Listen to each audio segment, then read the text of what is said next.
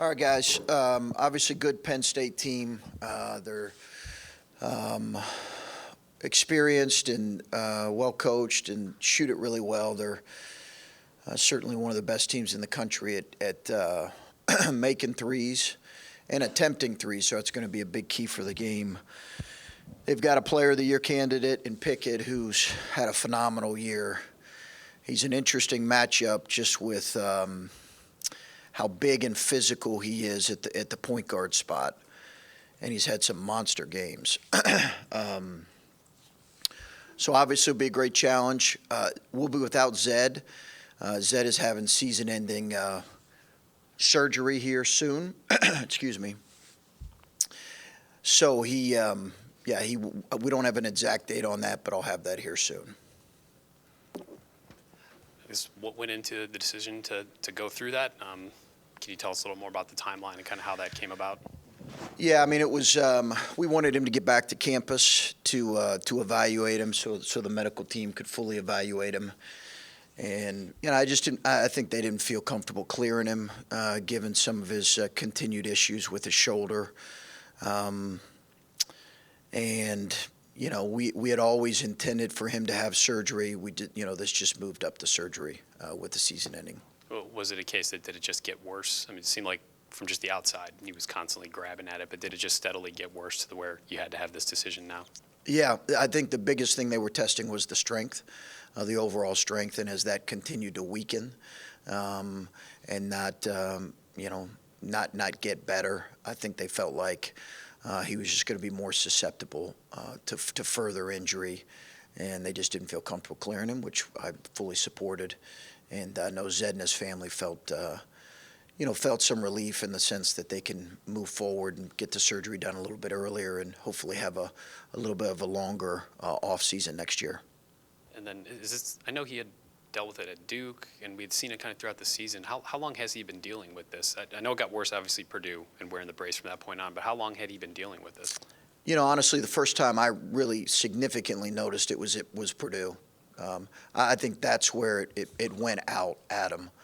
I don't know that it went out at any other time. I think it went out at Purdue, and that's why he was out that full game or most of that game. Chris, in facing Penn State, you talked about how experienced and old they are as a team. Roddy and Bruce were talking about the connectedness that they see from watching a team like Penn State. Does that show up to you when you watch the film? And then for a guy like Pickett, how do you slow down someone that's so hot right now, besides showing them different looks? Yeah, no, he's a tremendous player, and because of how well they shoot the three at really all five spots, it just puts a lot on your defense, and I think it's some of it's going to come from giving different looks. But listen, he's a tremendous player. He's a guy that can post it and score it like a big man, and he can also shoot behind ball screens. He can make threes in the open floor. He makes the right play. He's a tremendous passer, and their spacing offensively, because of their shooting and the gravity that creates, just puts you in a really difficult spot. They're a tremendous offensive team.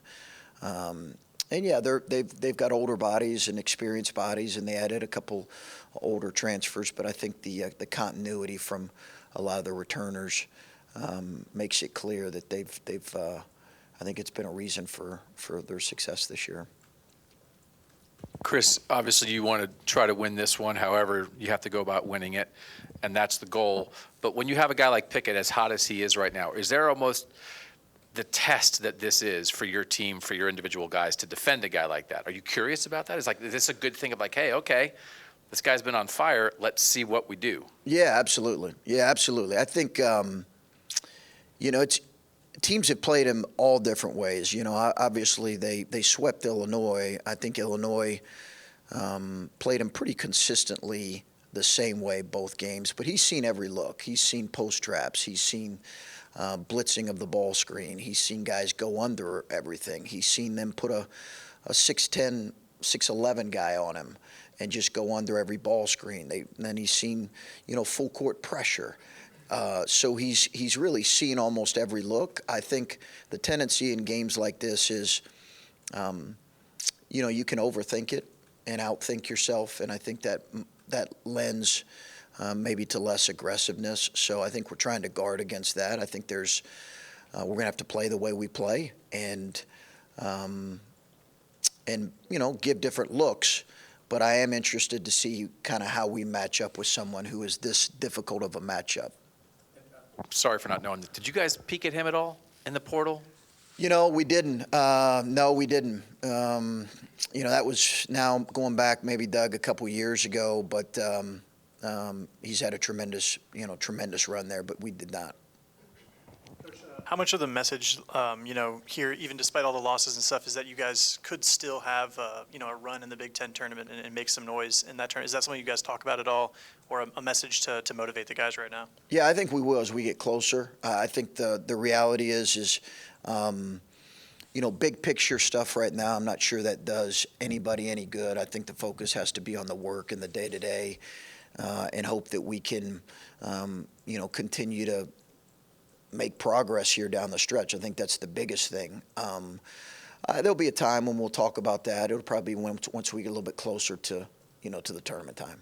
And obviously, with Zed being out, you'd expect Felix to continue to start. Roddy and his defense would seem to be a big thing for this particular matchup with Pickett and the likes of those perimeter scorers. So is that the plan to continue to start the four freshmen the remainder of the way? I think that's, as of now, it could change, Griffin, from game to game. But, listen, I think those guys did a good job to start the game, the Purdue game. It's not an ideal setting for those guys to start four freshmen in that kind of environment. But I think those guys did a good job with it. They got us off to a good start. And I think they're gaining really valuable experience. This particular matchup with Felix, they play some big guys. They have a starting big guy who's 6'10", who's a good young player, but they also play a lot of smaller, versatile guys that Felix at times has had trouble with. So we'll have to look at some adjustments if they continue to go that way. Just for Felix in particular, what does this stretch of games mean for him to get as many minutes you would figure as he can handle? Obviously, you had to pull him against Purdue because of the foul situation. Just what does this mean for him, and what do you want him to grow and develop, and what areas, I guess? I think he's got to play better in terms of staying out of foul trouble, for one, Steve. I think he's going to be a guy that we're obviously going to really lean on next year, and he cannot have some of the kind of careless fouls that he had against Purdue. The second one where he slapped down, he's got to eliminate that from his game. And I think learning that right now is important. I think that's the biggest thing. And then just learning how he can impact the game. He's obviously got tremendous size, really good athleticism. He gets bumped off his spot a lot right now. But that's going to have to be an off-season issue. But I think the things right now where he's just little things. He's got to catch the ball with two hands. He's got to be able to play in traffic a little bit better. And he's got to learn what he can do on the floor to stay on the floor outside and stay out of foul trouble. These 4 games, just what would you term a success, I guess, this regular season, the last 4 games? Obviously, any wins you can get to get some positive feeling around this team and some validation of all the hard work. Just what are you looking for, I guess, to get accomplished here? I think that, Steve, it's kind of what we've talked about. Is I think we've had moments. We had moments in the Purdue game where I thought we had a really clean first half in a lot of ways in terms of moving the ball and sharing the ball, and our defensive game plan being on point, and we fought guys. And then, when we get down by 10 or 12, I think there are just too many loose possessions that are not the kind of possessions that allow us to trim a 10-point lead to a 4-point lead. And I think those are the ones that we're looking at and we're saying offensively and defensively.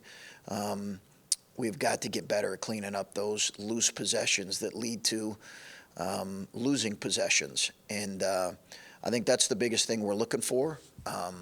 Like I said, I think there were some really good moments the other day, but certainly not long enough. Chris, we talked a little bit last week about the noise and the team hearing some of that. There's no way to avoid that. Some of that involves you Have you tried to reassure them? Can you reassure them about your future here so that maybe they can play a little more unencumbered, Yeah, Clay, I mean, I think we've had that conversation. So, I mean, I think they're confident and comfortable in that. And I think players are, they're playing, and obviously they're hearing the noise, and they're as frustrated and as disappointed, and they carry it, certainly like all of us do. So, but yeah, those are conversations we've had. And you expect to be here next year, correct? Sure. When we spoke to Ben Johnson and also Matt Painter, they said almost the same thing about Justice and Bryce, that they wanted to make sure to force them to take tough contested twos in that 8 to 10 foot range. Are you confident in them taking those shots, and if you don't like those shots, I guess what do you have to do to get them some cleaner looks? Because they had almost the exact same, comments. Yeah, no, I think we've taken a few too many of them right now. I think some of it's a byproduct of we just have to have a better feel and better understanding. I think when you're a young player, sometimes you say, well, this is an open shot, I can take it. That's something we've addressed in film in the last month or so. A lot of teams will play drop coverage and try to force those kind of shots. And to be honest with you, we right now have not established a kind of weapon behind the three-point line where teams have to adjust really outside of one or two guys. So yeah, I think that's a constant conversation in terms of offensive efficiency. In the front half of the season, it kind of felt like the offense worked best. When Zed was going good, you could kind of go inside, outside with him. When teams aren't giving as much attention to Felix down low as maybe they do Zed, how much more difficult does that make it to operate the offense, to get guys more shots if teams really aren't paying as much attention to Felix as they were to Zed early in the season? I mean, I think that's what we're looking at figuring out here. Obviously, he was a big part of what we did offensively, not just in his in his finishing, which he struggled with at times this year, particularly after his injury, but more his just ability to impose himself physically to create fouls on the opposition, I think, was a big part of what he did, and his offensive rebounding was the best thing Zed did. So we've lost that with him being out. We've got to figure out a way to get it from other spots. Outside of games, what does a win look like to you in practice, communication between the guys when they're spending time with each other? What do you look for in things that we don't see? Yeah, no, I think if you were to come to our practice, you would see our energy in practice is good. And I think it can consistently grow, but it's been good. I think we have a group that comes and works. That's certainly been the case here this last week and a half to 2 weeks plus here. If that's not the case, it gets addressed, but it has consistently been good, and it was good yesterday. When you say addressed, is it you holding them accountable at this point in the season, or themselves holding each other accountable, and how does that conversation work if it's between them? I think both, but it's certainly the directive is going to come from me. But yeah, they challenge each other for sure in the midst of that. And we've talked about encouraging our guys. We need stronger voices among some of those guys, and we've seen that here in the last couple of weeks. Chris, just talking about the loose possessions and shot selection and all that. Yeah. Obviously playing a lot of young guys right now. Will some of that get solved next year just because you're older? Is that just how it works? It better. Yeah, it better. It's just it's really been an issue. I think some of it has been maybe guys doing things, playing a little bit outside of who they are and being forced to do that. And I think when you have a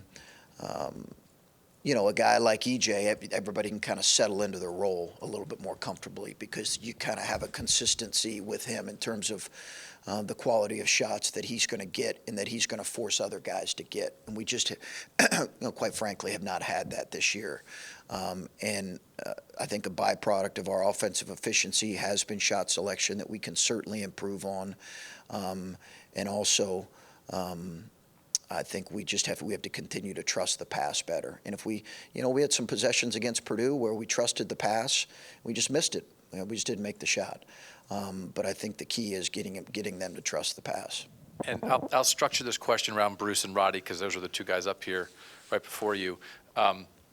Obviously, playing veteran teams comes up a lot in the Big Ten, Yeah. right? Penn State's old, Northwestern's old, guys like that. Yeah. Are there times this year when you thought to yourself, like, oh, wait till Bruce is old, wait till Roddy's old? Like, can you think that way in this day and age? Sure.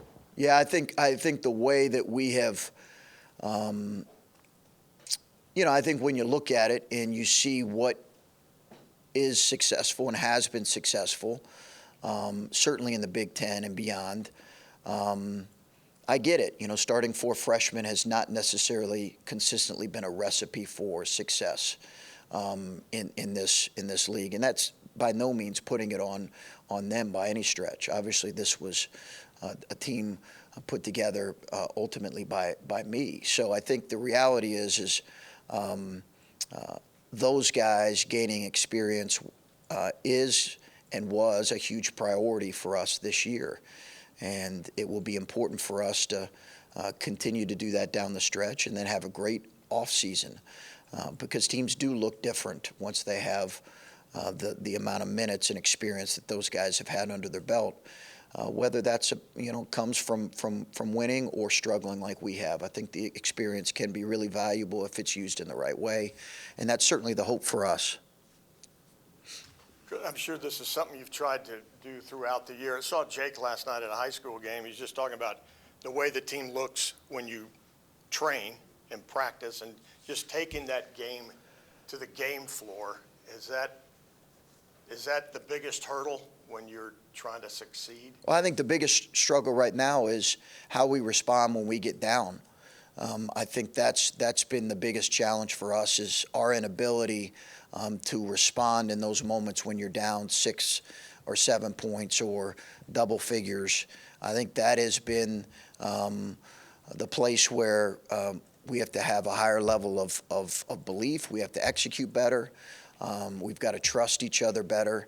I think that's probably been the biggest thing. But again, I think we're taking strides in those areas, and our practices have been good. You mentioned EJ a minute ago and how he would allow other guys to settle into their roles because you kind of knew what he was going to give you. Did you expect some of that from Justice this year? And not that he hasn't given it to you at times, but when you sat down in the preseason and kind of envisioned what this offense was going to be like, how much of it revolved around what he could do? Well, he was certainly and is certainly a key figure and a key piece in terms of how we were building our offensive attack. I think we kind of began with him and Zed not knowing necessarily what it was necessarily going to look like. We had a feel for what it would look like with Sean, and Sean's kind of consistently been, what we thought. But you got those 2 returning guys. So yeah, I mean, I think again, we're not putting our offensive struggles on any one person. I think it's been a combination of things, and when we played well, certainly those guys have performed well.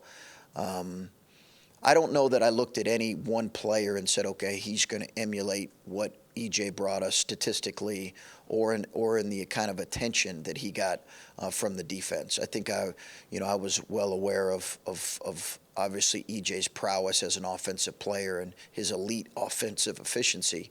So I didn't imagine anybody would be even close to that. But obviously you're building around those guys that you've coached, and those 2 guys. And Zed took real strides, in particular before his injury. He took real strides in terms of his overall play, and hopefully down the stretch here we can continue to see some of those good things from the other guys.